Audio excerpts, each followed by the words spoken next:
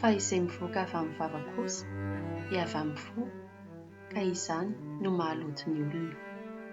Fa avy amin'ny fo no ivoahan'ny sain-dratsy, dia ny vonoan'olona, ny fakana vadin'olona, ny fijangajangana, ny halatra, ny fihampangana lainga, ny fitenenan-dratsy.